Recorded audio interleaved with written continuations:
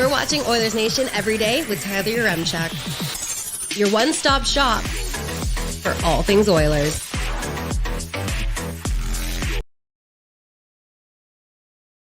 Find another James Hamlin. Let's get 5 more James Hamlin. Okay, boys, but here's the problem, is that there's no solution. Like, if you want to fire Ken Holland, fire Ken Holland.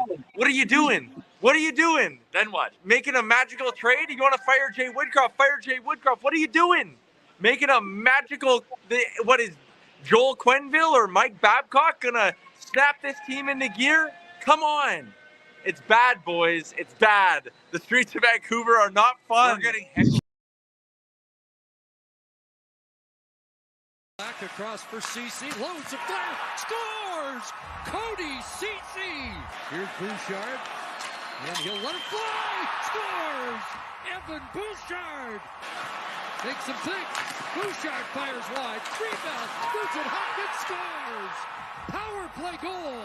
And Edmonton has a 3-goal lead. The Edmonton Oilers are headed to Dallas for the Western Conference Final. What are we doing? We're going to the Western Conference Final, Liam. That's what we're doing. Welcome into the show, live from the Sports Closet studio, live on the Oilers Nation YouTube. We felt like throwing it back to the early stages of the year when Jay and I were on the streets of Vancouver joining After Dark, and we were in our feelings. We had just watched the Oilers lose, 6-1 to the Vancouver Canucks, something along those lines. We spent the night getting heckled and yelled at, and there was very little hope to go around these parts, Liam. Yep. If only you could have told us in that moment what the Oilers would be doing in Vancouver on Monday, May 20th, 2024. Yeah, it was very fun last night. Do you know, it's another good thing to realize that Vancouver's season started with glory over Edmonton and ended in misery in the same building. So there you go. Credit to Vancouver, put up a good series. Yeah. But what did we learn, Vancouver fans? I'm going to look right into the camera. Regular season results do not matter. Oh. It's about the playoffs. One day you'll learn. One day. They won't see it because I've muted and blocked them all on Twitter. I'll send that video to the Oilers for the championship DVD. Hey, where's our campground buddy in the chat? Come on. Bookings filling up. Canucks fans looking for some holidays in the next couple of weeks. Don't have a lot of plans, huh? Oh, man. Well, man. I'm happy you all enjoyed that addition to the lead. Credit to Sportsnet for the highlights. Credit to Aaron for putting it together. And credit to you for one of your hits. Man, Tyler Yaremchuk in November was interesting. I don't even know if that's your worst one. No, the worst one is me tweeting, we're watching the Connor McDavid era unravel right before our eyes. I tweeted that during the Sharks loss. That was big. The point is, that one, I remember seeing that one. Don't get me wrong, I was in my feels that night too. But that one really made me laugh. It's like, they do have a few years left on their contracts. Yeah, but at that time, you got to remember everything that the sky was falling. through. The sky was falling. They were in last place, Liam. They were in last place in November. They were lower in the standings than the San Jose Sharks. And today, we can sit here and say the Edmonton Oilers are one of the final 4 teams standing in the Stanley Cup playoffs. As the great Elton John once said, I'm still standing. Yeah. Put that on a shirt, I suppose. All right. We got a lot going on today on the show. Yeah. That was great. Great. So I cannot get Elton John out of my head last little bit since I watched this movie. And you reviewed it on your Letterboxd. I did. Follow me on Letterboxd. Liam.movies. Liam.movies.reviews. Oh my God. Honestly, Boys are in a good mood. I'm in a great mood today. I've been giving Waz shit about basically anything he says. I've been why? I've been smiling basically nonstop. Drove in today with nothing even playing in the car. I just enjoyed existing, Liam. Aaron and I drove in together today, actually. Oh yeah, you guys did. I gotta drive a Mustang back home to Sherwood Ford. I'm gonna drop the top. Mm-hmm. Yeah, it's my day. Why not? Shout out to our friends at Sherwood Ford the Giant, by the way. And Liam, last night, I mean, I woke up this morning and I was like, roll over, look at the phone, you go, oh yeah, the Edmonton Oilers won last night. That's why I have a pounding headache right now, and I'm all my mouth's all dry. But you remember they win, and you're like, boy, waking up this morning, if they would have lost, would have been just so wildly miserable. It would have been, and I don't want to get ahead of ourselves and like talk in a negative fashion, but like whatever happens in this next series, I'm almost at peace, satisfied with either way. I'm not, man. You gotta like, I want them to win, of course, and I'll yeah. be disappointed. But like, if we had lost to Vancouver, I would have deleted multiple social media apps last night just for a couple of weeks. I couldn't have studied it, and yeah, it would have been something. But they didn't make it easy, as McDavid said. But they really did a great job yesterday. Until that last little bit, the one mistake they made was end up in the back of the net, and then a bit of momentum came, and then it would have just been, I don't know, like we saw the Zadorov block after the JT Miller shot too. Like shout out Zadorov for that one. So it would have been interesting. But hey, we don't. Zadorov had the non-refundable Cancun flight. He's like, we cannot go to Dallas. Also, why was he in front of the net? I will never. I don't know.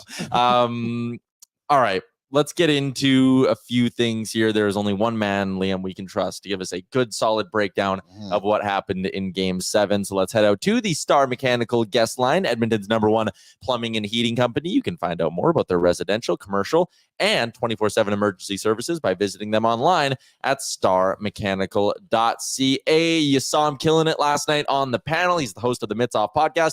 He's the former Oiler, and he was a member of the Dallas Stars organization as well. We'll get to that in a little bit. But Gaz, the Edmonton Oilers are off to the Western Conference Finals. Let's work our way through this hockey game. Actually, before we do that, big sigh of relief waking up this morning and remembering they won. They didn't blow it. They won.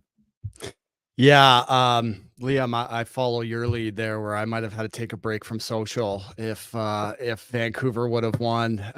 It was a tough week online, I'll tell you that much, from the Vancouver toxic Twitter culture that they have. Bunch of salty fans, still salty. Even Ty, I appreciate the kind words last night. You had a nice little tweet about me on the panel, and somehow people still find a way to be negative after they've lost and are looking at a summer of watching other teams play hockey again for Vancouver. So honestly, it was a fun night. I'm just really glad they won, boys, to be honest. It got a little dicey at the end, but it was nice they pulled it off. I think you showed your neutralness the other day when you put that collaboration of the embellishment going on. And you even threw a McDavid one out there. I don't know how Canucks fans can be so upset about it, but I'm not sure. True story. I put that out, and I don't like to check Twitter during the games, but you sometimes you find good stuff on there. Like there's stats and I don't know, every now and then, like I'll pull something, but I just decided to check it after the diving one. I was like, oh, I wonder how this thing went over. And first Canucks reply was like, your pack should have shown way more Oilers diving or something like that. I'm like, dude, shut up. Like, you can't win with these people.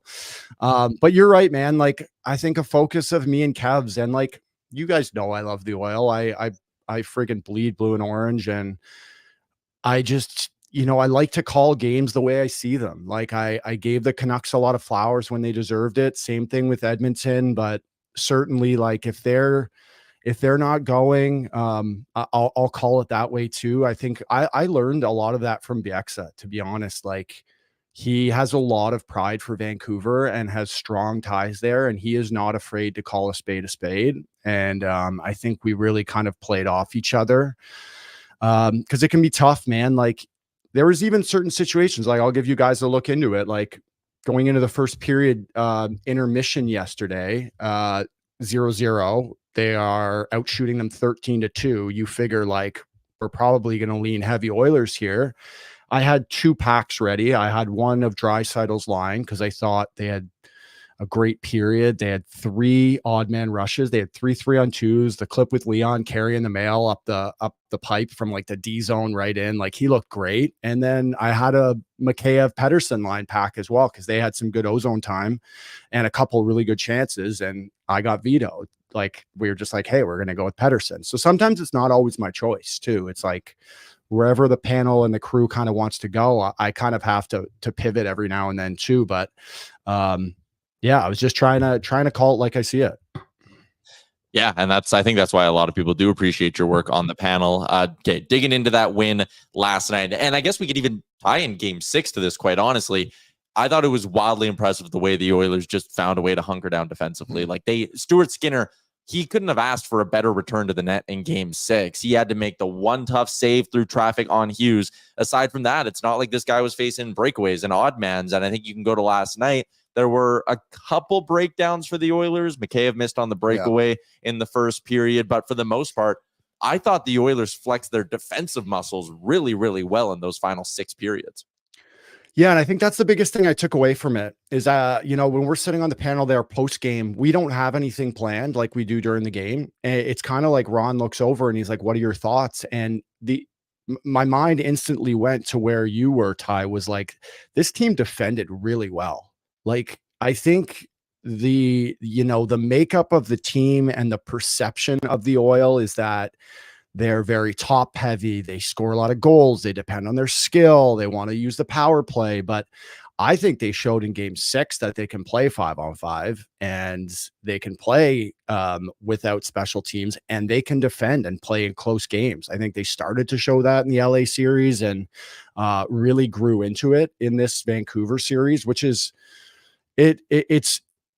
it's impressive. And it honestly, I think Oilers fans should be feeling good about that part of it. In saying that, some of the chances they gave up, I don't want to take away anything from what they did, but some chances they gave up and stuff like that probably isn't going to fly with the Dallas Stars. I know we will get to that eventually. They are a different beast, but for now, I thought, honestly, every guy played well on the defensive side of the puck. And it was almost like that was a huge mentality of theirs going forward. I will say too, that they really locked it down in the last couple minutes. And I gave Chris Knobloch some props because I thought that was a great timeout.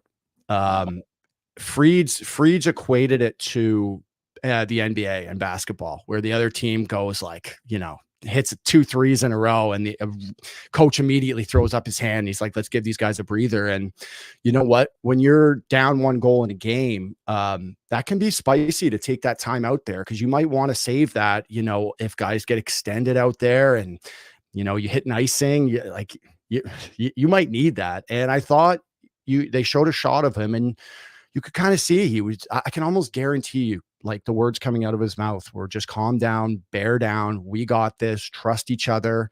And they came out with like a different vibe after that. They weren't too panicked. There was no bad body language. So I think the leadership is coming from the top, starts with coaches, leadership group, and kind of works its way down from there. And I loved Darnell Nurse too in that last TV timeout, kind of rallying the guys together and giving them a little bit of a pump up too. Do you think the defensive style from the Oilers was what the big difference was from the last 2 games compared to what the first 5 games were for them? Yeah, actually I do. I think we spent a lot of time and focus, and as I watched back games and watched back shifts, they just had a number of players that were taking a lot more pride in playing defensively than I think the Oil did. I'm not going to lie. I think I said this to you guys before, but I think the Oil, heck, I did too, man. I think they thought it might have been easier than it was going to be, especially on the power play. And it took them a couple games to realize they were like, hey, this is not going to just happen. Like we're going to have to win this thing. Like, and I just thought, JT Miller started it, man. Give him a lot of credit. He's a gamer. Like, he plays hard. And once they finally figured out, like, hey, if we play good defensively too, we are going to wreck this team offensively. Like, man for man, they just weren't good enough, right? They simply just weren't good enough players to play with the Oil. And I think Game 6 showed them that. Game 6, they were like, okay, 5-on-5, like, we're better than this team. Like, plain and simple, flat, like, bottom line. So I think that's got to be part of their mentality going forward. I want to ask you about Connor McDavid. If you would have shown me this stat line in some sort of futuristic thing before the game, and I would have looked at 1 shot, no points, 30% in the dot, I would have been like, oh, great, the Oilers just got smoked in Game 7. Things didn't go well. Credit to the Oilers for, again, quieting the narrative that Connor McDavid has to do all the work, or they get carried by the power play or whatever. Like, Connor was quiet last night, after the game with Dan Murphy, when he was doing that stand-up, his voice was kind of hoarse, and I know there could be a lot of reasons why, but he wasn't himself in that game. Do you have any long-term concerns about McDavid? Like, again, it's not like Dallas had 3-4 days off. Rupe Hintz is going to have a bunch of time to get better. The Oilers got to get right on a plane and head down to Dallas here tomorrow. I'd be lying if I didn't say I'm not a little bit worried about what I saw from Connor McDavid in Game 7. Well, Ty, that's why I'm here, to look at the glass half full, buddy. I see that as a positive. If you can beat the Vancouver Canucks in Game 7 without your best player, I know they had no Best or no Demko, but if you would have told me you can win this game 3-2 and Connor's going to have no points and what'd you say, 30% in the circle, imagine what they can do with him, having 1 and 2 and being 60% in the circle, driving his own line.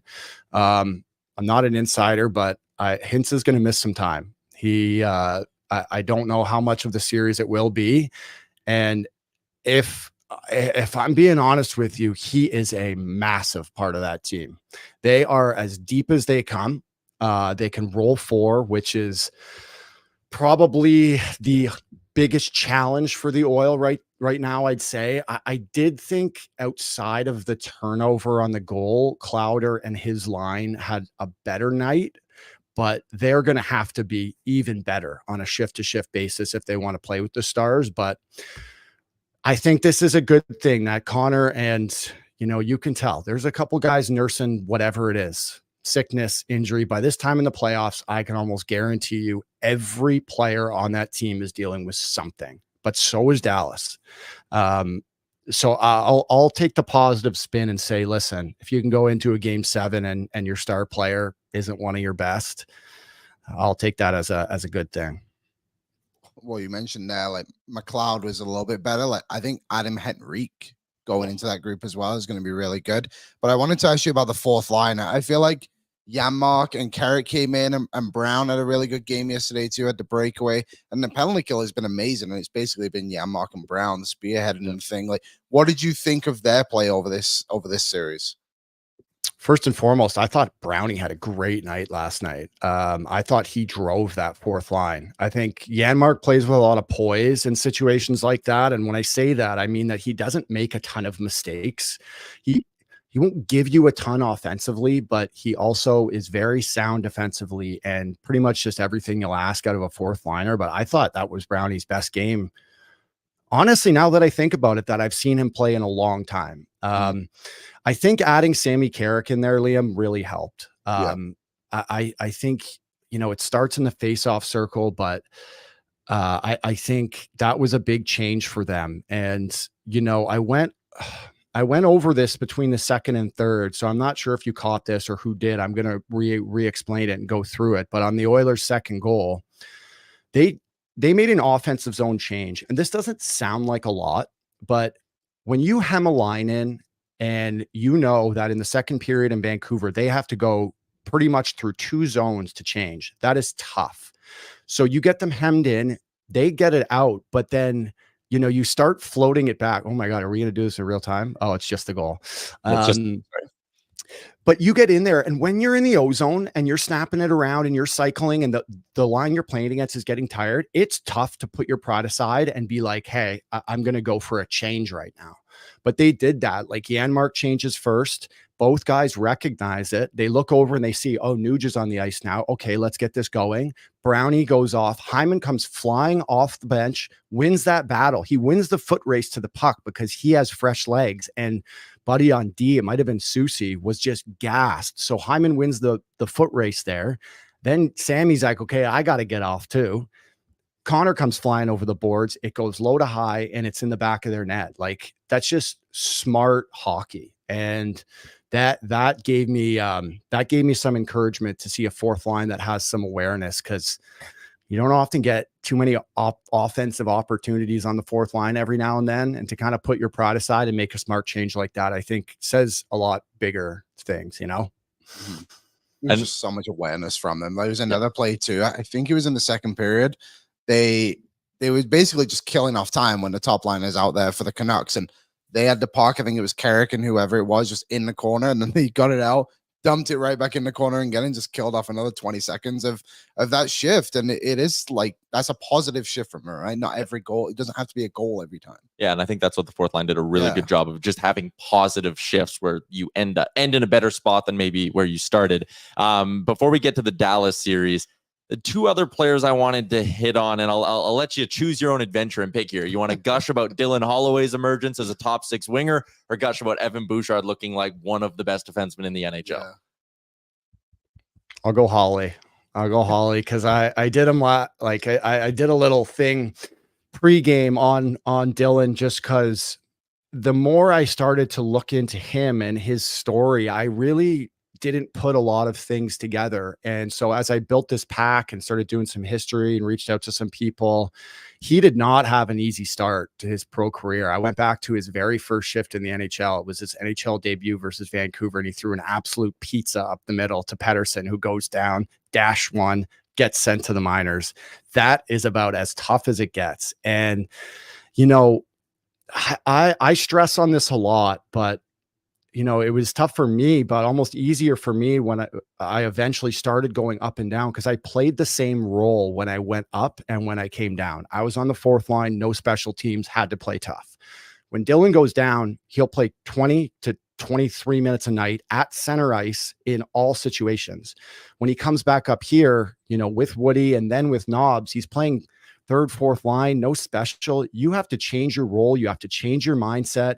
And that takes a lot of maturity, especially for a young player. And he's shown that. Like, comes into camp this year, obviously has a good camp, but then the injury bug happens again. Production down happens again.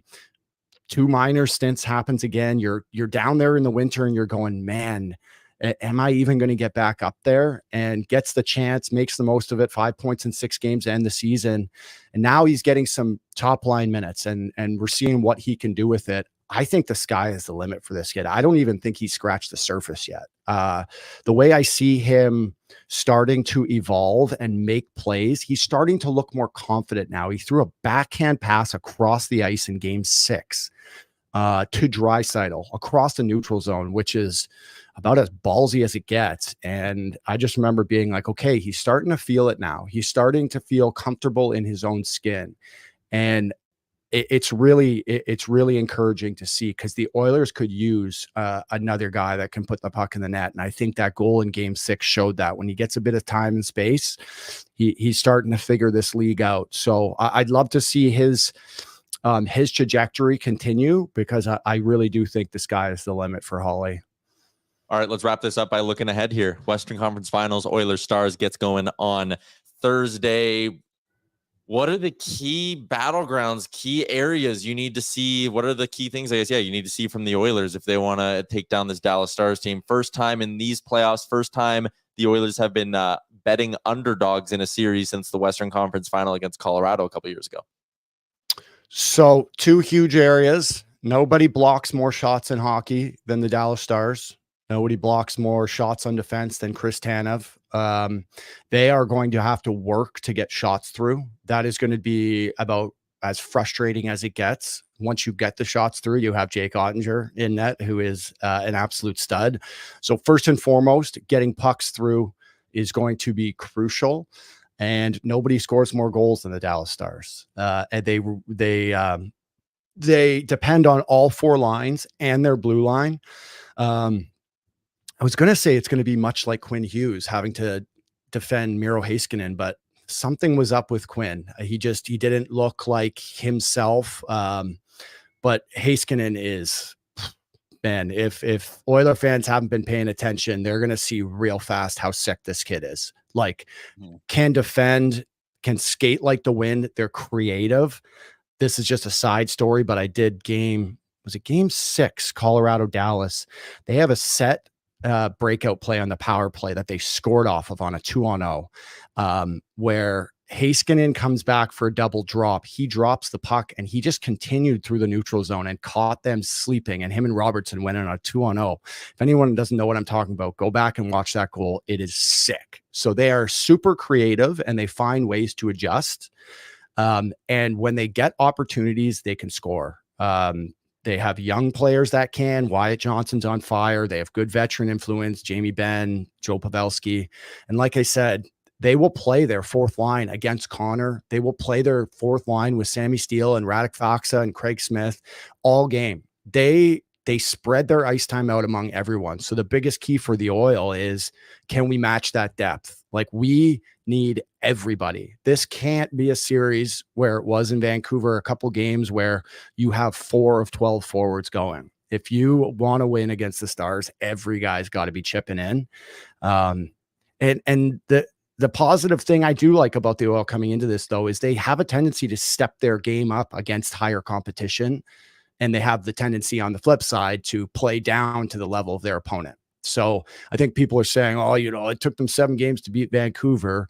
They will match Dallas. And it's just about if they can do some little things, win some battles, and hopefully get a good start down there. It's an intimidating building to play in. If you haven't been down there, man, it's more of like a football crowd, heavy rock music playing. The fans stand through the whole third period. I'm excited, man. It's going to be a really good series. It is going to be a lot of fun. If Stars fans are ever getting on you and you need to get gassed up a little bit, just come scroll through our YouTube chat, because it's basically just like 160 comments being like, holy shit, I love Luke Gazdic on the panel. We love having you on the show, man. Go Oil, and we will chat with you next week after what will probably be game 3 or 4. Thanks, boys. Yeah, I should tell you too. So I am on the panel. We made our schedules today and I found out. So I got the West Final, Dallas, Edmonton. So you're going to be seeing a lot more of me. So chat to you guys next week after a couple games. And as always, go Oil. Hell yeah. There you go. Later. Luke Gazdic on the Star Mechanical Guest Line, Edmonton's #1 plumbing and heating company. And it's fitting that they sponsored the segment with the #1 member on the panel.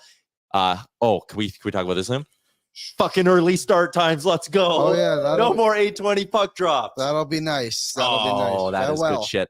That is good shit. 6:30 the first 6:30, 6:30 at Rogers Place, which means like you'll be it's one of my favorite things in the playoffs in Edmonton, when you get the games where you go to the game and you walk outside and it's still bright outside.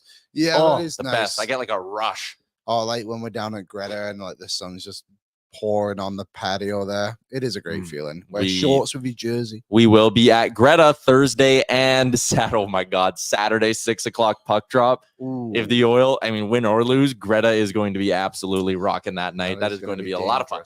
A lot of fun. Hopefully I'm recovered by then, because last night was everything you think Game 7 would be, folks. I'm treating my body like a dumpster over these last couple of weeks. So dirty job. Someone's got to do it. But 2 days off. It's good for the Oil. They get some rest. Also, maybe a little detox. We peel it back a little bit. Dial it back, boys. Dial it back. Dial it back till Thursday. Cannot wait for that to get rolling. Liam, let's continue along with just talking and breaking down what we saw last night. Our boy Coombsy's going to swing by in a little bit as well, but let's get into a game recap. It is brought to you by Wendy's. Wendy's uses only fresh, never frozen Canadian beef in all their burgers. Whether you're getting a JBC, a Baconator, a Dave's single, Dave's hot and juicy, you'll only ever find real fresh beef that's real juicy and loaded with fresh toppings. Download the Wendy's app today to check out the latest deals. Through 40 minutes, Liam, again, sitting there in the intermission, Vancouver had a real good push at the end of the second, and I'll give them credit for that. Okay. So I'll maybe even say for 35 of the 40 minutes. That was about as dominant as a game can look. Yeah, they were just did everything, right? I was saying to my dad when we were watching, I was like, I don't know if Vancouver's going to get 10 shots this game. Yeah. They just really weren't able to generate much. And when they were, like, they weren't even hitting the net on chances. Like, Zadorov had that great chance right in the slot. Obviously, Mikheyev as well in the first period had a really good opportunity, but they just kept missing the net. But also, the Oilers just didn't give them anything. And if they were giving them something, it was getting blocked. So the Oilers did a great job of doing that defensively and then offensively, really capitalizing on opportunities or forcing huge saves out of Seelovs, who, to his credit, did a good job. I think the Kulak one was an amazing save to start the game. I was actually pretty worried when that happened. And then the one on the power play from Draisaitl, great save, don't get me wrong. I think he got a little bit lucky that Ian Cole tipped it into his glove. He got, a good play by Ian Cole, right? Like getting in the lanes is a part of it. That's a good way to put it. It was a good play by him. Oh my God. But can we play that one again? Draisaitl not whack that first time? Oh, it kind of goes into his feet a he had to double clutch it a little bit. Yeah. The pass was a little bit too far in front of him. Oh, who passed that? McDavid? Bum. Jeez. Brutal. There's no points yesterday. Yeah, elimination game doing? ghost, McPower play, McRegular season. Good one, 97. No, he was fine. I'm having some fun. Cody Ceci is Mr. Game 7. So the Oilers have played 2 Game 7s. He scored in both. And he's opened the scoring in both of them. Aaron, I'm going to assign you a task, which is going to be difficult to do. If somehow you can get the Game 7 goal against LA, I'm pretty sure they're exactly the same. Okay, yeah. They're pretty much the same goal from Ceci from his office. I mean, starts out the series by basically handing Vancouver a win himself because he was so bad. And then gets the Oilers rolling. I mean, look, we've said it many times through this series, like the trick against Seelovs really is shooting from distance. Yep. Against most goalies, of course, you can get some traffic, and I think that's what the Oilers did well, is just getting in front of Seelovs and just getting those shots, and they managed to get through. And like Luke just said then, that might be a bit more difficult against Dallas, but hey, whenever you can get some traffic in front, it's not a bad thing. Yeah, absolutely. Just taking a look too, one thing that really, really impressed me in that hockey game, the Oilers with the power play had been cold, right? Missed on 11 straight attempts. And I tweeted out or during the game, they weren't missing a 12. No. And I was obviously, tongue in cheek making a joke.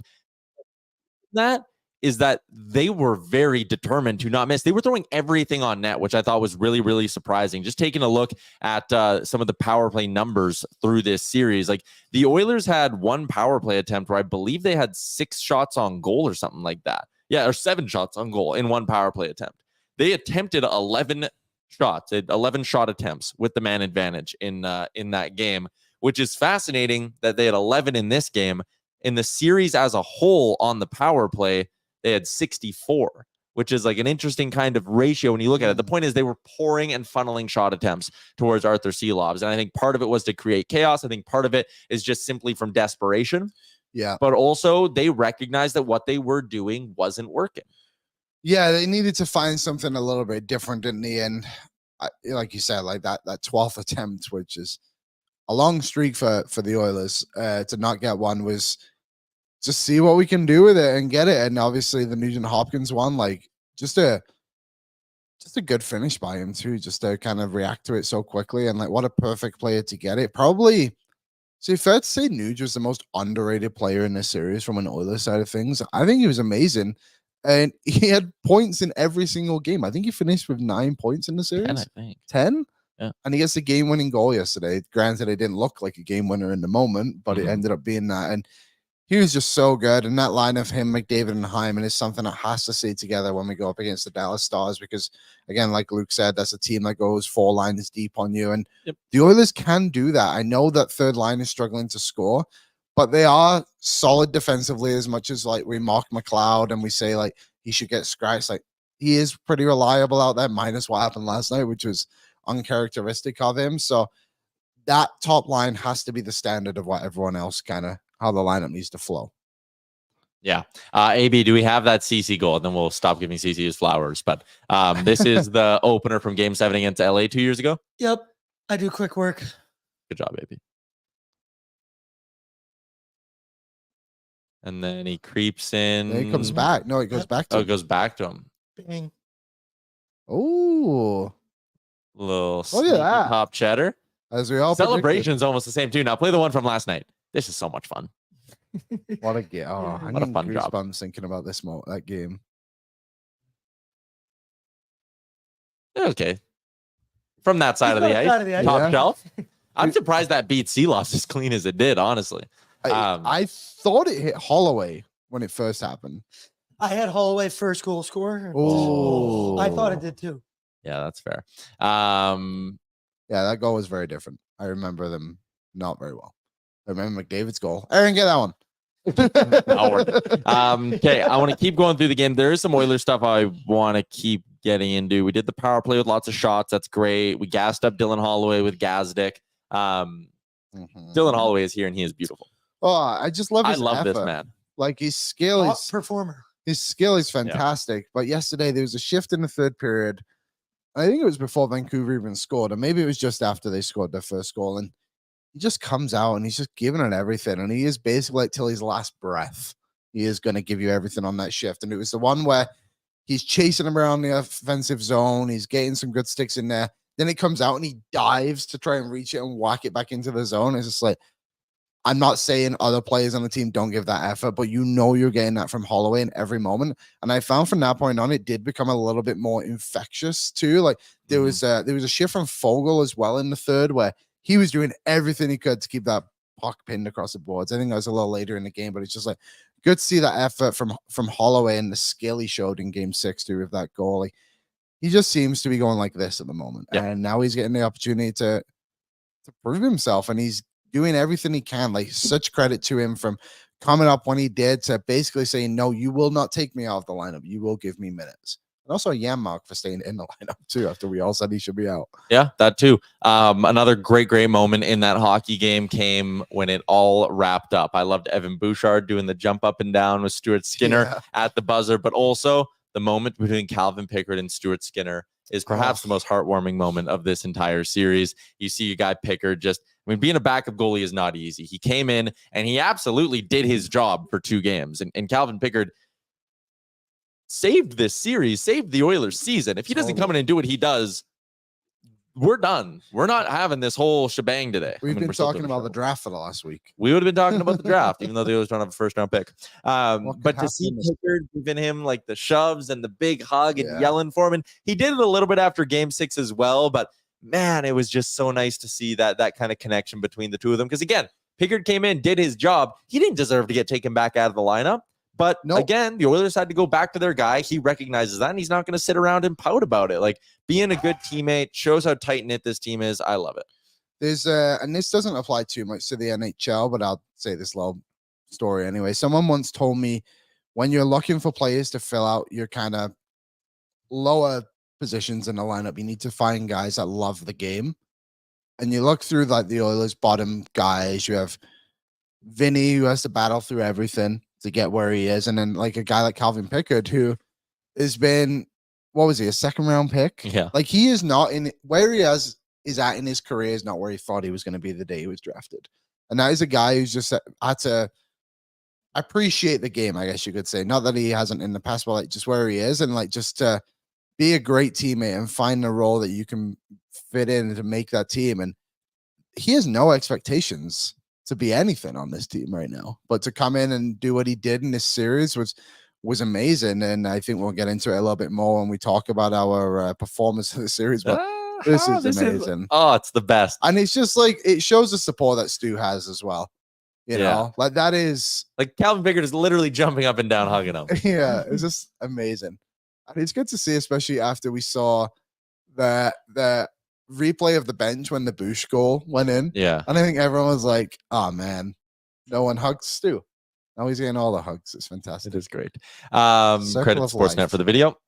Tyler Mulick said he wanted us to bring up the tweet he had last night about, McDavid hugging everybody at the long embrace with Pettersson. McDavid in the handshake line. Yeah. Also just watching this video is absolutely unbelievable. But also there was something at the beginning. Tony Brar had the video for people who maybe want to go hunt it out themselves. Leon Draisaitl is yelling at one point early on, and I don't know who or what he's yelling at or about. Here, whatever. Maybe we'll have it maybe we can grab by the end of the show. There's a lot of things. We're making Aaron earn his. Like, is it a minute 54 long video? Yeah, but I just want the first 20 seconds of it when it cuts to Draisaitl yelling. Another thing last night, and I want to talk about this, and then we'll get right back into a bunch of Oilers stuff. All right. Macklin Celebrini cheering for the Vancouver Canucks in the crowd. Hey, he's not property of anybody. But if I'm the San Jose Sharks, I'm looking in my locker room next year being like, damn, why does everybody cheer for other teams in this league?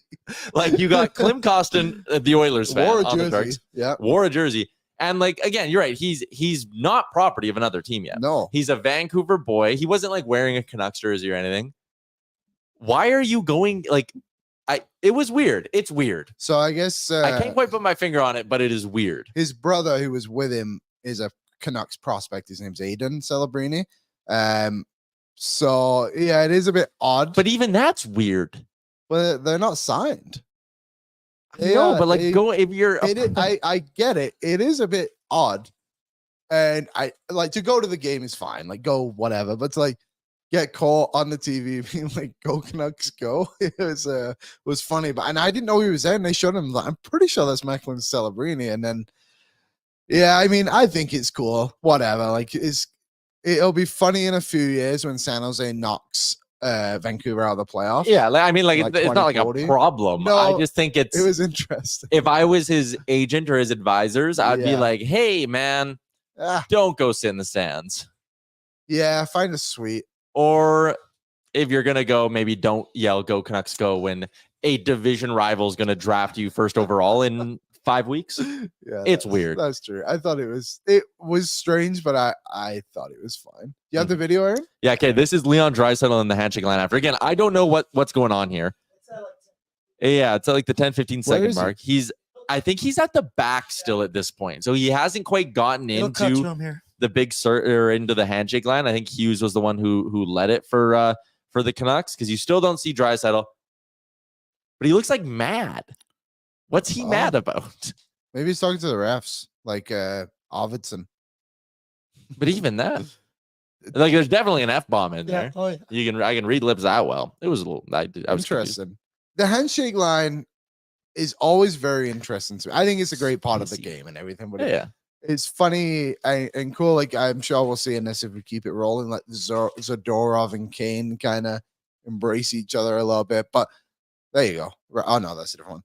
They go really quick. Like, I never realized. I thought there was like maybe a bit more pondering about it before they get in there. But like when we went to the game against LA, like Kopitar was at the red line waiting for them to like, yep, let's go. We are out of here. It's an interesting part of the sport. Pissy Leon, yeah. Pissy Leon, indeed. Okay, I want to do a bit of a different segment to wrap up our wrap-up of the Oilers series against the Canucks. It's brought to you by Douglas Mattresses. You can order today at douglas.ca/DFO. The mattresses are handcrafted in Canada, ensuring the highest quality and the fastest possible delivery to you. I slept like a baby last night on my Douglas, but I'll be honest, I didn't want to go to bed. I was just so damn excited about the whole thing. But regardless, slept good. And right now, if you head to douglas.ca/OilersNation, every mattress order comes with a free comfort sleep bundle as well. douglas.ca/DFO. We are going to do our 3 stars of the series for the Edmonton Oilers, Liam. And I'm fascinated because we haven't compared lists yet where we'll go. Let's start at number 1. And I'm interested if we have the same answer. Okay. You should start at 3. No, because 3 is where it gets the most interesting, I think. Okay. Well, do you want me to give my number 1? Or do you want? Let's say it on 1. I'll go 3, 2, 1, then we'll say it. You ready? So on 1 or after 1? After 1. So you go 3, 2, 1, then we say it. Then we say it. Okay. Ready? 3, 2, 1. Bouchard. Yes. Okay. Nice. Cool. Yeah, dog. Thanks. Good work. He was the best defenseman in this series. He was on the ice more than anybody else in this series, aside from, I guess, Stuart Skinner and Arthur Seeloves. But for skaters, he was on the ice more than anyone. He was constantly pushing play in the right direction. Did he have one hiccup? Yeah, sure. But I will take a guy who makes 85 great plays and 1 bad play. I'll take that ratio. Yeah, I'm good with that. I'm comfortable with that. Quinn Hughes did the same thing on the Holloway goal. He just read it, right? Like, it led to a goal directly. So it is what it is. It happens. But I think overall, Bouchard was fantastic. Obviously, a game-winning goal in what would that have been, game 4? Mm-hmm. You can argue from that point that kind of changed the series, the outlook for the Oilers. So yeah, I think Bouchard number 1 is a good one. Number 2. Are we doing it again? Yep. Okay. You do the countdown. So 3, 2, 1. Name. Okay. 3, 2, 1. Leon Draisaitl. Whoa, we're different. Yeah. Okay, well, explain your decision to put Calvin Pickard that high, even though he was only in net for 2 games and 1 win. I just think, like you said, like coming into that game 4, the Oilers needed to win that game or they were totally screwed. Came in, did a fantastic job for them, got them the win. And then in game 5, I thought he was the Oilers' best player. And basically the reason it was a 1-goal game, and it came down to a last-second goal by JT Miller. But I think overall, for him to come in the pressure situation that he did and be beat by, in that 1 game, game 4, 2 deflected shots, and then still give the Oilers a chance to win in game 5 was just incredibly impressive for a guy that hadn't played in like 2 or 3 weeks. That is very hard to argue against because he did save the series. Again, looking at the series as a whole, Oh, man, Pickard has a good case. He was very good in 2 games for them. And if he doesn't play the way he did in game number 4 when they went to him, again, the series is over. The Oilers don't win this thing. At the same time, he was good. He was not exceptional. He wasn't great. Mm-hmm. He gave the Oilers like average goaltending. Yep, which they hadn't got which they hadn't gotten. The reason he's not in my 2 spot, and spoiler, he's not on my list at all, is just because he was average. And that's kind of my argument for leaving him off of the list. Like, he gave them what they needed. He saved the day, but he saved the day because Stuart Skinner was so bad. So my number 2 is Leon Draisaitl, because this was far from Connor McDavid's best series. Very far from it. I don't know if I don't think McDavid would be in my top 5 performers. And they, he might not be. And they moved Leon Draisaitl away from 97, right? Mm. Connor got to play with both Nuge and Hyman. Draisaitl was playing with Evander Kane and Dylan Holloway, who both did good. I'm not trying to take anything away from them, but he was tasked with driving that second line, and he did that and then some. He was unbelievable in this series. This was the exact meme of regular season. Is this guy top 10? Playoffs, is this guy better than McDavid? He was better than McDavid in this series. Evan Bouchard was the best defenseman and played more than anyone else in this series. Leon Draisaitl was without a doubt the best player in this series. So he gets my 2 spot, which I know sounds weird to say he was without a doubt the best player in the series and have him at 2. I just think Evan Bouchard did a lot of really important things and had 2 game-winning goals in this series as well. 3rd star of the series. Are you ready? I'm ready. 3, 2, 1. Nugent-Hopkins. Okay, predictable that we were going to be off on that one. I almost said Ian Cole, though. You went with Leon. Do you have anything to add off what I said about him? No, I liked what you said, too, about the players he was with. And, you have Holloway, who's in the situation for the first time ever. And Kane, who has showed up fantastically in this playoff so far. He's been amazing. But I think you look through the moments for Draisaitl, like especially the pass he made to Bouchard and the great patience and maturity he showed behind the net to find him out in front was incredible. Mm-hmm. And then he's just been so good. There was, for me, the other guys in that category would have been Nuge and then also Ekholm. I think his offensive game obviously died out a little bit towards the back end of the series, but to start, he was fantastic. Was it goals in 3 straight and then the assist in game 4 to Nugent-Hopkins? He was just amazing in the series. Nugent-Hopkins is my 3rd star. He gets the game-winning goal in game 7. And for a guy who coming into the series was, and even at points during the series, was understandably catching some heat for his lack of production at 5-on-5. He went long stretches in this regular season where he just, to be vulgar about it, he didn't piss a drop at 5v5, Liam, and he was not good enough for this team. But you look in this series, 2 points in game 1, an assist in game 2, an assist in game 3, a big goal in game 4 for this team. I mean, the Canucks, I know, tied it up and Bouchard got the winner, but that Nugent-Hopkins goal was massive because this team needed a spark at 5v5. Was held pointless in game 5, like a lot of players were, but then a 3-point performance in game 6, a massive goal to give them some breathing room in that game. And then he scores the winner, has a 2-point performance in game 7 as well. He was electric. Anytime you pop home 3 multi-point performances in a game, it's great. But the other thing I absolutely loved about Ryan Nugent-Hopkins in this series is how good he was defensively, man. Like sometimes it goes unrecognized, sometimes it goes under the radar, but he makes so many sneaky good plays without the puck on his stick, or when the other team has the puck on their stick, I should say.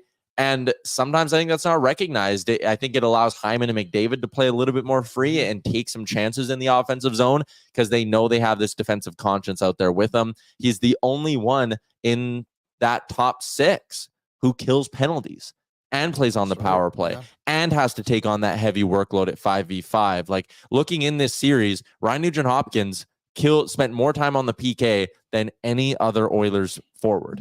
1551. No other Oiler forward killed more penalties than Ryan Nugent-Hopkins. Really? Yeah. Impressive. 1551 is more than Janmark at 1504. It's more than McLeod at 1025. Ryan 1122. Fogel 1551, you said. Yeah, on the PK. And in that opening game, he spent 4 minutes in the penalty box. He did, yeah. Interesting. So he's their most reliable PK guy. Mm-hmm. He can win draws for you if you need him to slide into that spot. Ryan Nugent-Hopkins, man. He's a baller. Holla, holla, city of squalor. Baller and a shot caller. Yeah, Nuge is huge. Well, that's why we love him. Any honorable mentions for you? I'll give a couple. Pickard. Yeah, Pickard. I think Mark and Kulak both had great series. Yep, I thought they both had excellent series. Van de Kane was solid again. He has really shown up in this playoffs. Like, yeah, finding ways to just be effective even when he's not scoring too, I think is a massive thing for Van der Kane. But he had 2 goals late in the series. The others don't need him to be a point guy every night. Yeah, they just need him to show that physicality. Dylan Holloway, we've pumped his tires a ton. Just really, when you look through the lineup, they just need more from that third line. Well, and okay, actually, I love this one here from Ryan. So let's get to this. Knobs for staying so calm. I think Knobloch made a ton of just great adjustments in this series to, pull out a guy in Corey Perry who's going to be in the Hockey Hall of Fame one day to sit there and say, hey, man, you're not giving us what we need. When, again, the lazy thing to do in that situation, the easy out for Knobloch is to just sit there to the media and go, Corey Perry's played in 1,200 games and however many in the playoffs. He has a ring. He's won a Hart Trophy. We're going to keep trusting him. Yeah. Having blind faith in Corey Perry, finding the fountain of youth randomly in a series is the easy thing to take from this. Yeah. The tough thing is to say, you're not bringing it. Sam Carrick's gonna give us more of what we need. Win draws, play physical, skate hard, force turnovers, go hard to the net. Like, not an easy thing to do. He did it, loved it. Game 1, we ripped him for not taking a timeout in that game. What does he do? Takes 2 timeouts in this later in the series, and they both paid off for this team. I thought Chris Knobloch, again, the goaltending thing was obviously massive. Like, I would have him higher up on my credit board than I would Pickard or Skinner, right? Well, yeah, he's the one that has to make that call, isn't it? I guess credit to Sam Carrick for coming in the lineup and making it hard to take him out. And credit to Derek Ryan, too, earlier on in the playoffs, where he comes in and he is, who do you take out right now? Like, it's difficult for Corey Perry to get into. Yeah, and actually that ties into some stuff we had going on in the YouTube chat. So before we get to Coombsy, because he's coming up at the top of the hour, let's get to a couple of comments in the Charm Diamond Center's YouTube chat. Proudly Canadian owned and operated. It's been that way since 1972. More than 85 locations across the country as well. Get a custom ring built and delivered in less than 4 weeks through Charm and their Masterpiece program. It also comes with an unbeatable pricing policy. For more information, go to charmdiamondcenters.com. All right, YouTube chat. I start a bunch of these that I'm going to rattle through. Let's go in chronological order. Yeah, I got a lot. I'm going all the way back. 1209, Dacky dropped us in. I hope Gaz can at least see how much the Oilers Nation chat loves him. He did. Tyler Mulick is in. I'm glad we brought back Alberta beef getting thrown on the ice. I also love that. Game 3, someone better be saran wrapping a GD steak to their chest and bringing it in. I also think it might be an inside job. If we're doing our own research on the topic. Go ahead. I think there's someone in the Oilers organization who's bringing steak in. I think, listen, it'd be hard to, what are you, saran wrapping it to your ribs and then you got a jersey on? You could hide it. It's realistic. The metal detectors don't sense meat. Unless you have meat in. Or is there an Oilers employee who is bringing steak in their lunchbox and then giving it to a fan at some sort of underground exchange? Interesting. That is a good point. That would make sense. I mean, hey, you got to start these trends somehow. Yeah. So I think it might be an inside job, and I hope the Oilers don't do anything to stop it. Brendan is in. Oilers played their best defensive game of the playoffs for 55 minutes last night. I largely agree with that. It was a damn good defensive game. I was watching the game with a couple of friends last night. I actually think it was more like 58 minutes. When the Canucks scored that second goal, they did not have another shot on goal. Although we should play this clip, Aaron, of shout out to our boy Nikita Zadorov for getting in the lanes. Because when you watch this clip, I think this shot is beating Stuart Skinner clean. And you see JT Miller whack the one-timer. Like Skinner doesn't, he reacts, obviously, but I think that thing is going labeled to the far post. And Zadorov, for some reason, is in front of the net and blocks it. It's low, though. It is low. And I mean, hey, maybe it ends up missing the net or whatever. Like, you never know how it's going to play out. Maybe Skinner does get a piece of it because you can see he is starting to move. And maybe he gets a glove on it. I don't know. But forever grateful. Yeah. Thank you, Nikita Zadorov. Let's get that in the chat right now. Thank you, Nikita Zadorov. Mainlander Tim, our guy from out east. No more Pacific puck drops. No one is happier than me. Absolutely. So for Mainlander Tim, 6:30 Mountain puck drops. He's 3.5 hours ahead of us, I think. That means these games are starting at 10 o'clock. He's going to be in bed by 1 a.m. Good for Mainlander Tim. Cody, right after the double minor kill. I don't know why I starred this one, but I wanted to talk about how good the PK was again. Back-to-back games, they've killed off double minors. Yeah. Credit to him. The That's penalty impressive. kill is, what is it at now? Like 91, 92%. Like that's going to be huge again in this series against Dallas. Like if the others can dominate the special teams like they did in both series they've played, like, hey, they've got a great chance. I think they've got a great chance anyway, but Doug, wait, not a single soul giving the Oilers a chance versus the Stars. I don't get it. Also, I'm a real boy. I'm a You are, living soul. Pinocchio. I'm giving the Oilers a chance. Yeah, I think that I tweeted it. I said I think the Edmonton Oilers will beat the Dallas Stars. I just don't think this is the same team that marched into that Western Conference against Colorado. I think Colorado might have been a bit better. Yeah, they're better right than now. Dallas is a wagon, and Dallas is very hard to poke holes. And I do think the quality of teams is the same, but this is not the same Oilers team. No, I didn't. Special teams is something, man. Like Matthias Ekholm, Evan Bouchard. You got to remember in 2022 against the Colorado Avalanche, that was a rookie Evan Bouchard, more or less. And No Matthias Ekholm. Tyson Berry. Darnell Nurse was playing on one hip. Leon Draisaitl had the high ankle sprain. Yeah, Ryan McLeod wasn't the guy he is. Dylan Holloway played his first NHL game in that series, I believe. Yeah, that's right. Someone put in there, what are the odds right now? Is Mike, what are the betting odds? Dallas are the favorites, minus 130. We'll get into that a little bit later on, courtesy of Betway. Tyler Mulick, when we were praising Bouchard, first ever D-man with 20 points through 2 series. The Oilers, I believe, are the first team in NHL history to have 4 players at 20 or more points through 2 rounds, and that includes like the high scoring eras in the NHL. Sorry, 3 players at 20 points or more. First team to ever do that. Wow. Granted, in the 80s, there were like best of 5s and stuff, so there wasn't as much hockey played in the first 2 rounds. I get that. The point is the production from these guys is ridiculous. The top 4 scorers in the Stanley Cup playoffs in order: Draisaitl, McDavid, Bouchard, Ryan Nugent-Hopkins. He has outproduced everybody else in the NHL. That is crazy to look at. Haven't played the most games. Love it. Connor is in and says, Tyler and Liam, who do you think gets moved out when Henrique is back? I do think there's a chance we see Adam Henrique. He was very, very close to playing in game 6. He was very, very close to playing in game 7 as well. I believe there's a chance we see Henrique. What I would do, and listen, life ain't fair. It sucks to do this to guys after they play well. It is Henrique centering Fogle and McLeod, and it is Derek Ryan centering Janmark and Brown, and Sam Carrick's out. Oh, no, I would disagree. You taking out? I would take out Derek Ryan. No. Yep. The Derek Ryan? The Storm and Mormon. The former U of A Golden Bear. You're taking him out. I would take him out, and I would put Henrique as a sentiment on there. I thought that was Waz. I thought that was Waz. Like, why is Waz coming in to fight about Derek Ryan? Get out of here. No, it's Coombsy who's coming up in a minute.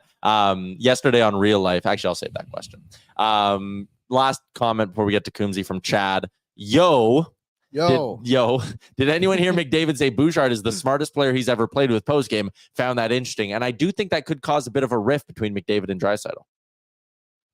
Maybe that's what Draisaitl was swearing about. McDavid just gushing over Bouchard, Draisaitl just extremely jealous. Yes, that would make sense. That adds up. I mean, he's not wrong, and the irony is nobody will believe how smart Evan Bouchard is because they'll just see the play that he made on game 5 to Di Giuseppe. But he's been fantastic. He knows when to shoot. He knows when to pass. He's an amazing player. All right, let's get into the Notebook with our pal Coombsy. It's brought to you by Boston Pizza. It's been 30 years since a Canadian team won it all. For some, like the Oilers, a lot longer. What would it take for Canadian hockey fans to set aside their differences and work together to end this drought? Well, why don't you ask Canucks fans? David Quadrelli's on the bandwagon. He's saying go Oilers. Team up for the win and Canada's 30-year drought. There is only one team that has the ability to do it, and it's the Oily Boys. It's the boys in Edmonton. Coombsy joins us as he does every Tuesday on the show. Thirsty Tuesday with Coombsy, although I am not drinking. What did you call me last week? Hot honey or something? Oh, yeah, hot honey. You were adamant that was my nickname, and he's kept calling me that around the office. He phones me, and he's like, hot honey. Saw you crossing the street the other day. Saw me walking home from City Center Mall. I had to go to pick up a package. How is the mall nowadays? It's a little desolate. It's a little it's like, you know how they filmed that zombie TV show downtown a few years ago. What's that? The Last of Us. The Last of Us. Us. I don't watch that. Yeah. It's a bit too much. It's a bit scary. There was the one scene where the zombie puts her stuff in the girl's So you have mouth. watched it. I saw this clip. I was like, also good. pause. A bit much. Yeah. Grab that clip, Aaron. Okay. It's a great show. Moving on. Yesterday on Real Life, we were talking about the Scotty Scheffler incident and how surprising it was to see his mugshot. Which Oiler being arrested would surprise you the most? Imagine seeing a Connor McDavid mugshot. Connor McDavid. I said Derek Ryan. Oh, Zach Hyman. Oh, Zach Hyman might be the answer. Yeah. Anyways, that's weird. Also, you said Phil Giuseppe. Me and my buddies watching the game last night were, a little weird, a little twisted. And we were like, what's the worst way the Oilers lose this game? This was pregame. And we were doing like the fake calls. It was like, Phil Giuseppe, 4th of the game. Can you believe it? That would have sucked if someone there was like, Neil Zaman, his first multi-goal game and the overtime winner. And it's like, oh. And his last. Dave Pagnotta put out a tweet, which I think we'll all be happy to hear about. He said the Kings are getting closer to signing a new coach. And he said Jim Hiller is still in the running for a full-time gig. That's fine by me. Fingers crossed, folks. The 131 might remain. That'd be great. That'd be great to see. Coombsy, Liam and I gave our 3 stars of the series earlier on in the show. We disagreed on a couple. We both had Bouchard at 1. I had Draisaitl 2, Nuge 3. Liam, you had Pickard 2, Draisaitl 3. Who would be in your 3 stars of the series for the Oilers? I think I agree with you guys in the top 2. I do Bouchard as the 1, seems like the obvious one, the winning goals. And then Draisaitl led the team in scoring. I think he was the top center throughout that series. And then number 3, that's a tough one because I was listening to you guys talking. The Nugent-Hopkins argument's a good one, but I might go off the board and say Chris Knobloch. I don't know if that really fits because he's not a player on the team per se, but I thought his timeout that he called, they flashed the camera on him when he called that timeout in game 7 after Vancouver had scored the second goal. And you could just sort of see the calmness. And then the way the Oilers played after that was so calm. And then I thought making the 2 different goalie changes, like switching to Pickard in the first place and then switching back to Skinner when they had a feeling that Skinner might be good again. Everything just worked out. So that's my 3rd star. Even another thing too, changing the defensive pairings. Yep. And Perry coming out too. Yeah, he is. He is that video from South Park with the balls in the wheelbarrow. What's the dad? Randy. Yeah. Randy Marsh. Yeah. What's the son called? Right. Who's his dad? Stan. Kyle. Kyle. It's Stan's dad. Stan's dad. Right. Yeah. Stan Marsh. Tyler, I'm proud of you right now. I watched a lot of South Park in my day. I'm dead serious. I think Chris Knobloch deserves a ton of credit for this series. I like that. The goaltending back and forth was honestly like he played it absolutely perfectly. And the Oilers are on to the Western Conference Final. Are you old enough to remember the Dallas Stars series?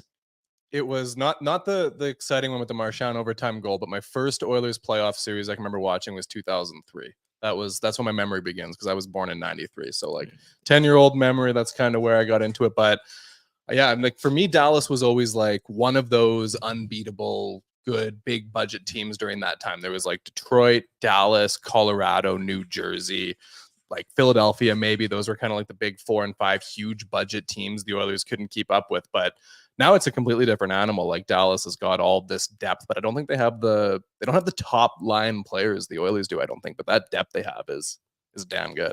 It is very good. Like they are 4 lines deep. Their D is like Heiskanen, Thomas Harley, 2 guys who can move really well, which is really what you have to do to defend the Edmonton Oilers. After that, a little bit slow in the foot speed. I was stunned to see Alex Petrovic playing Stanley Cup playoff games. That is a Peter Chiarelli special relic. Sneaky good puck Doku answer as well if it happens to come up. But what do you like? Can you poke holes in this Stars team? Like, what's the way for the Oilers to beat them? Maybe it is the blue line. Like they have that like really. Suter Petrovic is not good. Yeah, Suter Petrovic is not a strong third pairing. The second pairing, the shutdown one, they have Vesa Lindell and Chris Tanev's a really tough one. But that top one, Thomas Harley moves the puck really well, and Heiskanen's a great defenseman all around. But I think that's a defensive pairing that leaves something to be desired defensively, and the third pairing too as well. Like if you can get mismatched there with Suter, like late 30s Ryan Suter and Alex Petrovic, then I think that's where you want to expose. But the forwards are deep. Like that's any one of these 12 guys you look at on the roster, and it's like their fourth line's not really a fourth line. It looks more like a third line.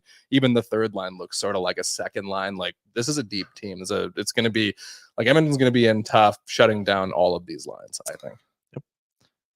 Yeah. Why are you hesitant? I mean, no Rupe hints hurts. Like when I just look, their wing depth is unbelievable. Like you look at the running Dadonov and Marchment as your third line, sick.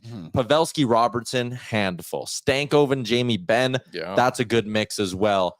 With no Rupe hints, I do look and go, man, if you can get Draisaitl out there against Wyatt Johnson, I think he can bully ball him a little bit. McDavid against Duchesne. Duchesne is not a good defensive hockey player. I think there's a way for the Oilers centers to come through and win their matchups a little bit. And I know it's a lot more complicated than that. You're not just going and staring toe-to-toe with the guy who you take faceoffs against for an entire shift. But I do think the Oilers' depth has to survive. That's going to be a massive, massive key. But having Connor McDavid get back to ridiculous video game mode McDavid is going to be a big thing. They won game 7 without Connor McDavid doing anything. 1 shot on goal, no points. Stat line was bare, 30% in the dots. Talked about it with Gazdick. I think there is maybe a little bit of pressure on Connor McDavid to get humming a bit in this Western Conference final.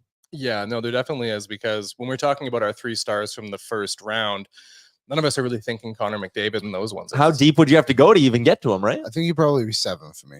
Yeah, like there's wild. Because it's also expectations, right? Like Connor McDavid coming and having a series where he puts up 10 points in 7 games seems great for 95% of players in the league. But for us, our expectations are, 2 or 3 points a game in the playoffs, take over and, dominate the entire game. And that wasn't happening for a lot of the series against Vancouver. That was what was happening against LA. But like you said, they don't have the same shutdown centers down the middle, like rookie Wyatt Johnston, young guy, Matt Duchesne, Tyler Seguin. Those are not the same as JT Miller, Anze Kopitar, who they went up against in the first couple of rounds. So, yeah, I think, like you said, there's going to be opportunities for the Oilers to kind of expose Dallas's centers. But I do think the big matchup for Edmonton is going to be, like, their depth players were so good in game 6 and 7 against Vancouver. You had guys like Janmark, Dylan Holloway, Sam Carrick making themselves noticeable, doing stuff on the ice. And that's what's going to have to be against Dallas. It can't be Edmonton's 2 top lines carrying them to victory when Dallas has 4 good lines. And it can't just be Edmonton stacking McDavid and Draisaitl on one line and everyone disappears and they beat Dallas. Like, it's going to take the whole team. Dallas's PK is maybe a bit of a weak spot as well. So the power play getting rolling, it's an obvious thing to say your best players are going to have to be your best players. It's the Western Conference final. The other thing that I kind of like looking around the league, there's been a lot of years where the NHL starts and it's banging. The first round is electric, so good. There's 4 series that go 7. Round 2 is okay, some good secondary matchups. Then you get to the conference finals, and sometimes it's okay. Thinking about the Oilers in 06, they got that Anaheim team and just picked them apart, right? And there are years where maybe a Cinderella team runs out of gas at that stage. I think that's what would have happened if Vancouver would have snuck out a win last night. I think they would have gotten steamrolled by Dallas. But I look at Edmonton and Dallas and go, the best team in each of those 2 divisions made it to the end. And I even go out east. Both sides. Yep. Yeah, and I go Florida and New York. They're both the 1 seeds, but they're both the deserved 1 seeds. These are actually probably the 4 most deserving teams to get to where they are. I think it's going to be a fascinating conference final.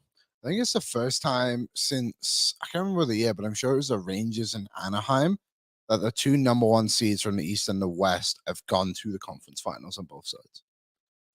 So, a little bit of a stat for you all. There's usually an upset in the first 2 rounds, but there really wasn't this year at all. I don't think Edmonton beating Vancouver is not really an upset. They're a 2 seed, but they're the best team. Yeah, they were the number 1 team in the Pacific. We all sort of knew that.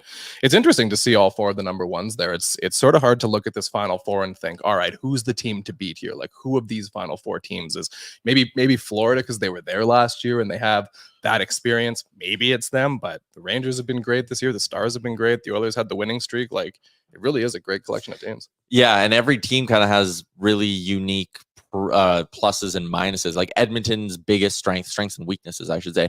Edmonton's strength is the star power, McDavid, Bouchard, and Draisaitl, but their weakness is between the pipes. Florida's strength, that experience, that forward group that works hard, but Bobrovsky hasn't been that good in these playoffs. I think there's a weakness there. The Rangers, they are really good and really, really deep. I'm not sure what their weakness is. Maybe Dallas, you can't really find one either. But this is going to be a really fun series. I also know we're doing ONR in a little bit. It is interesting. You talked about remembering that series in 03. There is a weird generational gap. I think you'd be in the same boat as me, Liam. I don't give a shit about the Dallas Stars. They have never rubbed me the wrong way. Rick, who we're going to do ONR with, he hates them. He gets so mad. He gets so mad when he talks about them.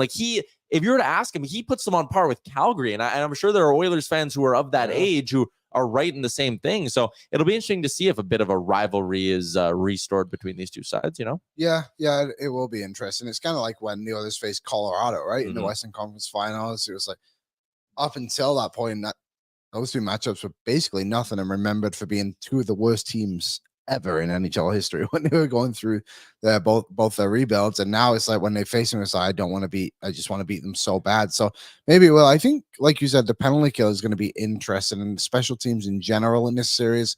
The Oilers have obviously dominated special teams in both series they've been in. So can that penalty kill maintain the 91% they're at right now? Like, obviously it's a major ask for them, but I think if the Oilers can manage the special teams, then they can win this series. And I think that would be my key to series victory, is the special teams battle. The Oilers win that, they're going through. I think for me, it's depth goals. Like whether you're getting a goal from a Derek Ryan or a Ryan McLeod, or say Corey Perry comes back in the lineup and you get a goal from him. Maybe it's Evander Kane scoring a big goal. Dylan Holloway scored big goals throughout this playoffs. Maybe it's him. I think it's the offense that you're going to get from players not named Connor, Leon, and Evan Bouchard. That's the key for Edmonton. Speaking of the depth, someone floated this question our way, so I'll send it to you, Coombsy. Let's say Adam Henrique is ready to go for game one. How are you adjusting, fixing up the bottom six of this team? Who comes out of the lineup? Do you put Henrique on the wing? Are you putting, because like I think the top six is untouchable. You cannot take Dylan Holloway off that line with Draisaitl. So what do you do? No, I wouldn't be cool with the move of moving Dylan Holloway out of the top six, because he's been such a positive for the Oilers in these playoffs, and even in the late part of the season when he came up. Two guys who aren't producing a tremendous amount. The third line in general is not really doing much offensively at all. I think there's, outside of that giveaway he had in game 7, I think Ryan McLeod's been fine defensively, but the offense just isn't there at all. Warren Fogle hasn't looked like his best. He hasn't looked like a guy playing for a contract at all. I think Derek Ryan's a little bit out of his depth in the third line spot. I prefer him a little bit more on the fourth line. So, anywhere that you can slide Henrique in on the third line, I'd go for it. I also wouldn't mind giving him a spot as the 3C, because I don't know, maybe in the playoffs, McLeod is better on the wing. We saw in the regular season during the 16-game heater, he produced more as a winger. And maybe it's hard to tell, was he producing more as a winger because he's playing with Leon Draisaitl, or is his game better suited for the wing? But Henrique, going from Henrique or McLeod to Henrique on that third line center spot, you don't lose anything defensively. And if there's a bump to be gained from McLeod being a winger, I think you explore that. And then I said I would move Derek Ryan back to 4C and run Janmark, Ryan, and Brown is my fourth line. You said you would take Derek Ryan out. Keep Carrick. Yeah, I like Carrick's size, gumption, strength. Yeah, all those. Personality. Adam Ernie's in. Stirrup. I just think I love Derek Ryan, and I love his effort and all that stuff. But if you're going in for a board battle and I had to pick Carrick or Ryan to go and get that puck, I'm picking Carrick every day of the week. And I just love that from him. Like, he really brings that just maximum effort. And Ryan does too, but Carrick executes on that effort. And I just think that is going to be something in this series. Like, we're talking about how deep this Stars team is. I think Carrick helps you win a lot more battles. Like yesterday, that was a big thing for the Oilers. They were winning every single 50-50 battle. And if you go back and look, that fourth line played a huge role in it. Gazdic spoke about it on that, what would have been Hyman's goal. Just the role they played in it. And I think Carrick, to his credit, has come in after being easily the worst forward in that Kings series. He's come in these last 2 games and done exceptionally well. Hey, if he falls off again, I'd probably kick his ass to the stands anyway. That's why you got the depth. If he has a bad game, put somebody else in, then try him again later in the series. You don't have to use the same 12 guys every game. Yeah. That is also very fair. The Oilers opening up the series as plus 110 underdogs. I want to get into that. A quick little bit of betting talk for our friends at Betway, where right now you can get a free bet worth up to $200 if your first bet loses. All you need to do is head to Betway, create an account. You place that first wager with no minimum amount required. And if the bet loses, you will get a refund up to $200. You can then use that money to keep betting on your favorite sports. This offer only available outside of Ontario. How do you get in on it? Create a new account by scanning the QR code on your screen and redeeming your bonus. Oilers plus 110, like I said, to win this series. Oilers to win this thing in 7 is plus 550. If you are very confident in the Oilers, you can get them at plus 175 to win this thing in 6 or sooner. I would be interested because I think, again, it's interesting getting into the underdog mindset here a little bit of, okay, the Oilers have to go back on the road. And, going out on the road in Vancouver wasn't overly concerning or intimidating because you felt like they were the better team. There's a little bit more of that here, but I do sometimes like the chaos that can happen early in a series, and I think it can benefit the road team. So I actually don't hate the Oilers taking that plus 110 now and banking on them stealing a game in Dallas. I think they can do it. I do like that a bit more as well, because it feels, when the Oilers lost game 2 against the Kings, it was like, damn, now we're going to their place and we have to win a game at least, and then they win 2. But like the other way, when it said the Oilers steal that game 2, it's like, all right, we're going home. They can win these next 2 games. It is true. It's like such a different mentality, and the opportunity to win a series in game 6 on home ice too is huge. And on the flip side of it, to then even force a game 7 and be on home ice for it, like the pressure, I did not feel as much pressure in this series when the Oilers were in game 6 than I did in 2020 when they had to go to LA and win. Like it's tough to go win game 6 on the road. Yeah. I don't hate being the road team at all in this series. Another option Betway has most goals in the series. Hyman 1, McDavid 2, Draisaitl 3. I think it's fascinating that the books keep putting McDavid and Draisaitl on a similar plane for goal scoring. He is what, 2 goals so far in these playoffs? Yes, 2 goals. It's crazy. Is that concerning? Because I think it shows there's maybe something up. Are you worried at all about McDavid? Shoot the puck. Yeah, shoot the puck. Someone's got to say it. Someone's going to shout that from the stands. Yeah, you've got to wonder if there's something behind the scenes that's resulting in him not being 100%, because it doesn't feel like he's the driving force behind the offense now. It's more playmaker Connor McDavid than shooter Connor McDavid we saw in the previous 2 years. But it's hard to say, though, because even an injured Connor McDavid is better than a wide array of the stars in the league. So you don't really notice. It's not, when some guys are injured, you can really see it, but with McDavid, it's really hard to tell. Yeah, Mulick in the comments goes, he's got an upper body injury. It's why he can't shoot the puck. I think that's interesting speculation, and I think that I understand that line of thinking is what I'll say. All right, to wrap this thing up, Coombsy, I always like to float you a baseball question. Whose bounce back was more surprising, Stuart Skinner or Alek Manoah? Oh, it's got to be Alek Manoah at this point. That's 2 good starts back to back for the first time since the fall of 2022. We had both written him off. We both had. And then as soon as he had the 2 starts, we were back on the bandwagon. We were all in. At the Dome, yelling after his strikeouts in the 6th and 7th innings. Ooh, big man. Who are they playing? They're playing the Chicago White Sox.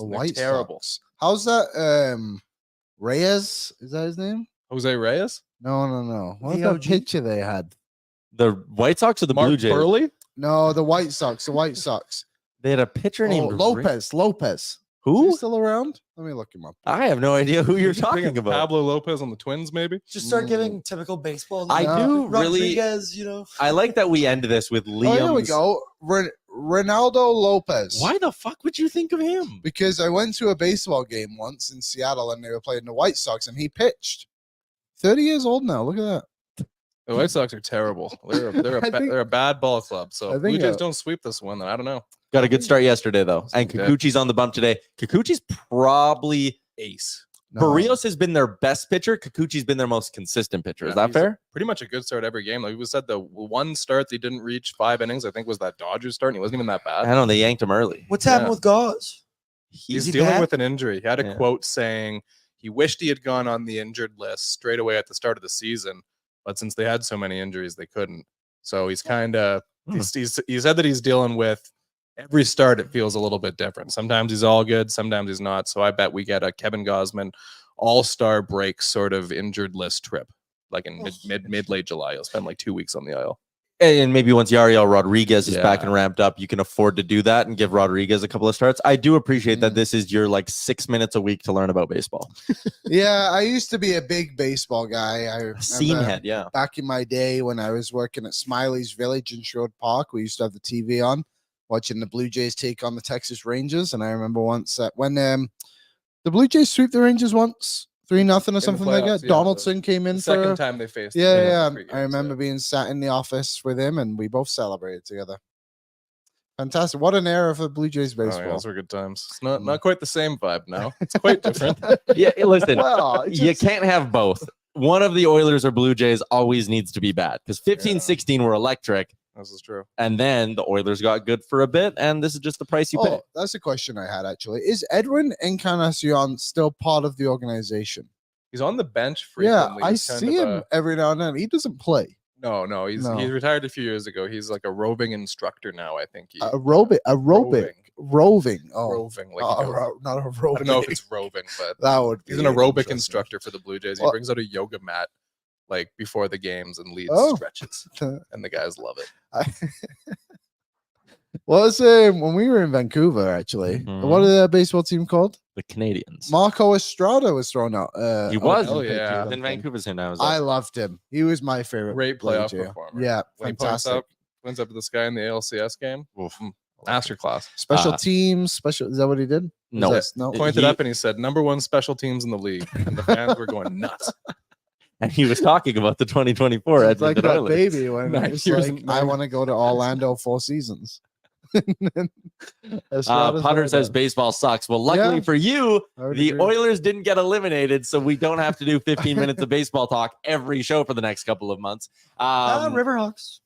Oh yeah. Yeah, we'll get in on the Riverhawks. Maybe when's opening day for that? That's coming up, right? June 7th, right? Yeah, June. Something Single digit. Yeah, early June, first week of June. Gotta get tickets for the candidate game in advance. I think that seems like a good usually move. rocking. Sold out. The Edmonton Oilers. Yeah, it will sell out. The Edmonton Oilers will begin the Western Conference Final on Thursday, gentlemen. Get ready. We'll be down at Greta. Coombsy, you're always popping in on After Dark and whatnot, so look forward to that. And thanks for hopping on.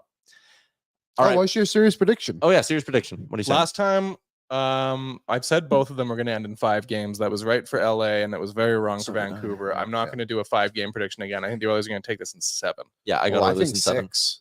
Ooh, you think Edmonton gets one? Yeah, I think they're being very underrated. That's interesting. Similar to like what we did to Vancouver. Fair enough. We're the Canucks. Well, not no. Hopefully not. I'm not going. Hopefully not. Yeah. All right. That is a wrap on today's edition of the show. Big shout out to our friends at Short Ford the Giant. We're going to be out there later this week for another Short Ford Giant game day edition of the show. So giddy up on that. Maybe pop by Short Power Sports and Marine as well. Keys to victory. That'll keep humming along. Me, Liam, Jay, every game day for the Western Conference Finals. Yeah. Thursday. Liam, we're going in like an hour or 2. That too. You can go get Sherbucks when you drop off Aaron. I have to drop off Aaron? Oh, no, you don't. You have to drive behind me. Oh, wait, then you're coming back. No, because then he's got to go home. You have to take him home after he drives the Mustang home. Oh, right. Correct. So you can get Sherbucks. We're getting coffee. Not getting a coffee. What do you mean Sherbucks? It's the coffee machine at Sherwood Ford. They call it Sherbucks. It's our favorite thing. All right. That's a wrap on today's edition of the show. Thanks for tuning in, everybody. We'll see you again tomorrow. Thank you for watching Oilers Nation Every Day. Hit the subscribe button to never miss a show. And for more, visit OilersNation.com.